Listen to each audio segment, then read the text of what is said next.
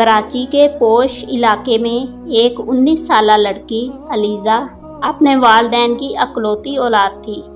ذہین، خوبصورت، جدید طرز زندگی کی شوقین، سوشل میڈیا پر ہزاروں فالورز، ہر نئے فیشن کی شوقین۔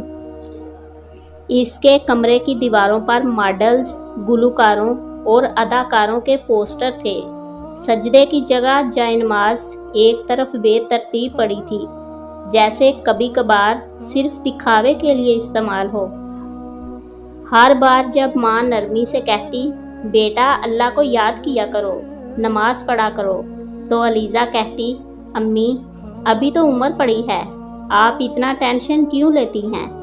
کل سے پڑھوں گی انشاءاللہ، میں وعدہ کرتی ہوں۔ بابا سمجھاتے، موت کا وقت کسی کو نہیں پتا علیزہ، تم بہت لاپرواہ ہو رہی ہو۔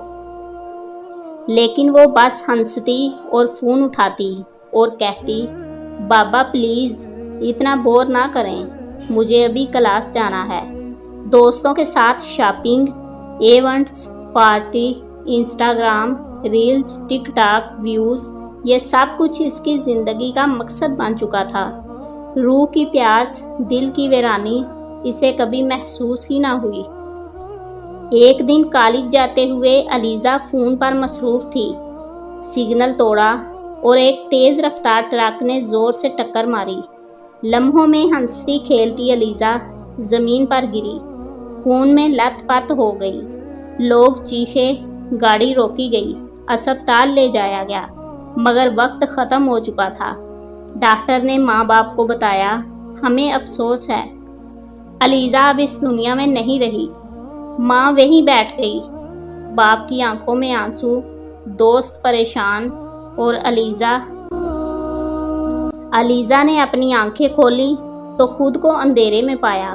سانسیں رک گئی۔ وہ چیخی، کون ہے؟ میں کہاں ہوں؟ کوئی ہے؟ لیکن آواز واپس پلٹ آئی۔ آس پاس خاموشی، اندھیرا اور زمین کی نمی۔ دو فرشتے نمودار ہوئے، ان کے چہرے سخت، آوازیں گرجدار۔ من ربو کا، تیرا رب کون ہے؟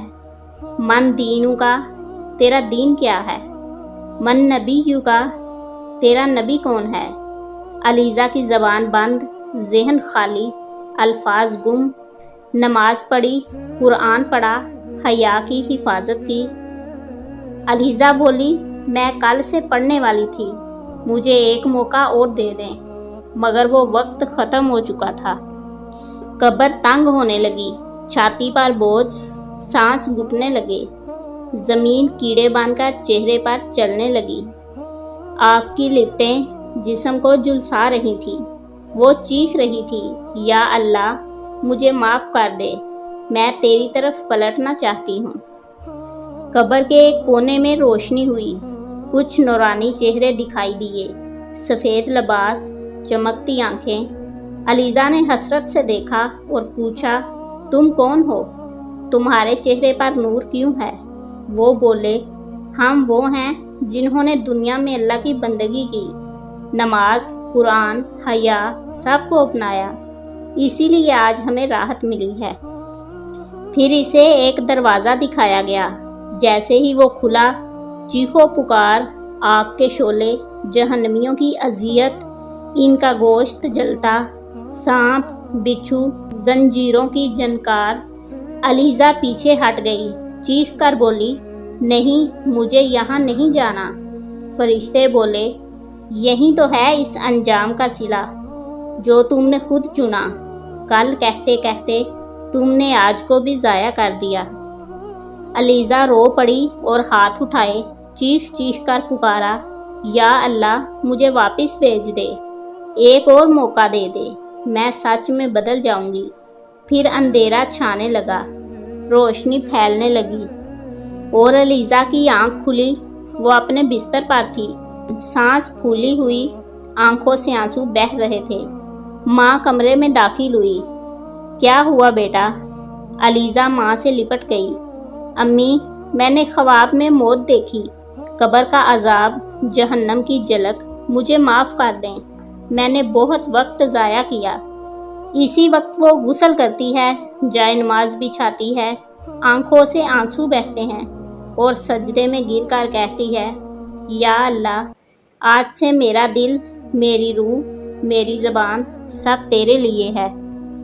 اب علیزہ مکمل حجاب میں ہر نماز وقت پر، قرآن کا ترجمہ پڑھتی، دین سیکھتی، سادگی اپناتی اور سب کو سمجھاتی ہے۔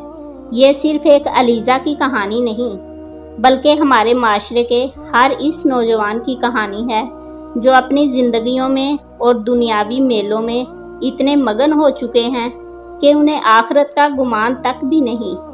خدارا خود پر رحم کریں، آج ہی سے نماز پڑھنا شروع کریں، خدا کی طرف لوٹ آئیں۔